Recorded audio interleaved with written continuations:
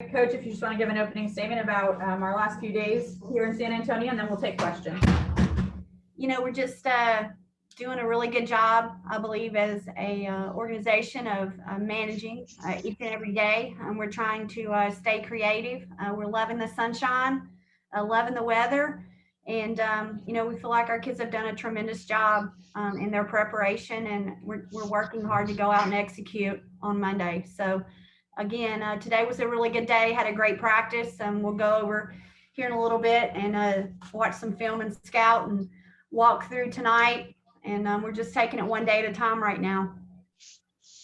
James?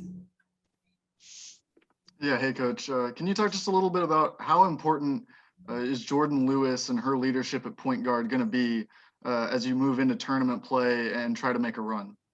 Well, I think it's always important. I mean, that's an extension of our coaching staff. I mean, great point guard play.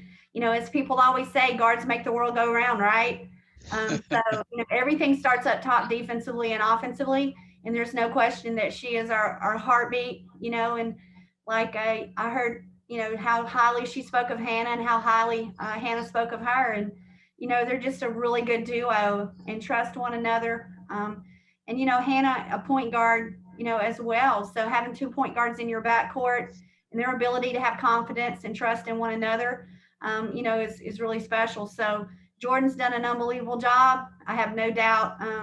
Again, I have all the confidence in her. And as she knows, I believe in her so much. I mean, she has the keys to the bus, and she knows that that's always going to be that way with our relationship. And I really believe in her. AP? Hey, Coach. Coach, what's the best advice you can give your team shooting in a dome? And since this team, I guess, is a strong offensive rebounding team, do you have to tweak your lineup at all? No, I think the thing is, I don't think you make too much out of it. I mean, these kids have played in state tournament environments with no backdrop. Summer basketball is exactly like this. We've been in different environments in the SEC. So, hey, you just give us a basket and we just want to go play. So, as far as the backdrop, I think it's not anything our kids, they're used to playing on so many different courts in the AU tournaments and summers, and what we do in the SEC with a smaller facility compared to a bigger facility, there are lights in some places that are different than others. And so it's something that we really just don't talk about because there's no reason to, because they can pivot and adjust. As far as our lineup, I have all the confidence in the world in the lineups that we have played all year. I know that Carolina's really good rebounding, but so's the SEC.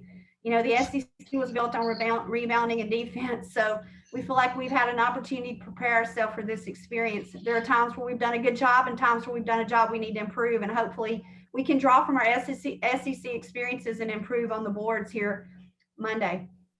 Coach, after delving into the film in more depth, have you seen anything from Carolina that surprised you?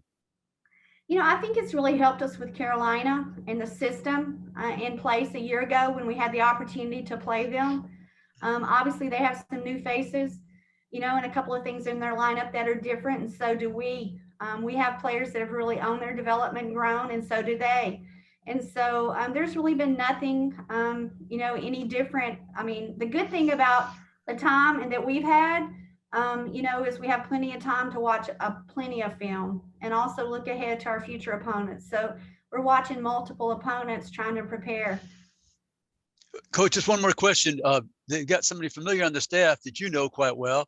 Have they implemented some things that remind you of Alabama? Not really. I don't think, I think Courtney does such a great job. Her system from Princeton and some of the things that she's built around her personnel at Carolina. Not really. There's not anything different because of that addition that I see. Thank you, Coach. Thank you. Katie? Coach, you just talked about, obviously it's a different North Carolina and Alabama team from last season, but this season there's been a lot of focus on the big three. But when I was looking at the box score from last year's game with North Carolina, I think Meg had 21. So can you just kind of talk about, obviously a lot of times this year too, she's been a spark for this team. So just kind of maybe what you remember from her in that previous matchup with North Carolina, or what you've seen in film, and what you're hoping to get from her and some of the other players outside of the big three in this matchup on Monday. Yeah, absolutely. You know, Meg's done a great job of countering and learning how to counter. I mean, she's really improved her 3-point shot. She's really improved her free throw percentage. So, you know, she can get to the rim, she can pull up, she can hit the three. So Meg has really improved her ability to counter from a year ago, and obviously took what they gave her a year ago and was really successful.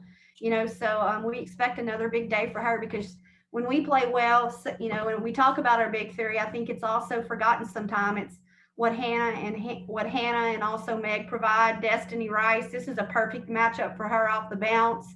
You know, Allie Craig's doing a great job of shooting the lights out right now.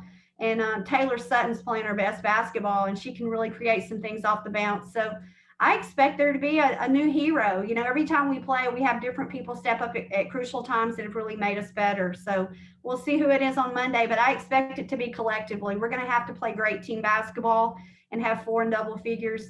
The team that can have great balance will be the one that's the most successful. And last question with Christina. Hey, Coach, I don't know if you've seen just the pictures going around on social media about the difference in the weight rooms between the women's tournament and the men's. I know your players have said they're not focused on that. They're here to play a game. They're not letting any kind of outside distractions kind of get in their way because it's beyond their control. How have you addressed that with your team if they've had questions? Oh, definitely. We always talk with our kids. You know, we ask their opinions on a lot of things each and every day. Our daily plan. You know, we have a player-led team. Obviously, I'm the head coach, but I think the better teams, and the only way I know to coach is to be a servant leader and to engage them every day. You know, as far as what you're mentioning, it needs to get better and it needs to be better. And I know that I feel like the administration and support around our sport will grow and learn from this. This is unknown to any of us. I've been to 10 NCAA tournaments, and this is the 10th, and there's never been an experience like this where you go to testing, come back, you can't leave your room, you go down to your film room. We were so excited just to go down to our film room yesterday. But again, there's some areas that we need to improve, and we need to be on an equal playing field with men's basketball. And I know that moving forward, you know, as much negativity as there is right now, I'll always see a blessing in disguise. So I feel like we can all turn this into a positive, continue to help our game grow. And again, I just want to make sure that we're very thankful for what we do have, but we also know that there's always room for growth and improvement. And we need to see that women's basketball is put on an equal playing field. Yes, we've talked about it with our team, but again, I think their focus and their intensity and their energy is on making the world a better place every day. And they're going to continue to have voices. But I think the biggest voice that they want to have right now is that we came to San Antonio to win, and we want to focus on the things that we can control. But we will also continue to speak and, you know, create a platform for every little girl that wants to be just like them to be treated exactly the same.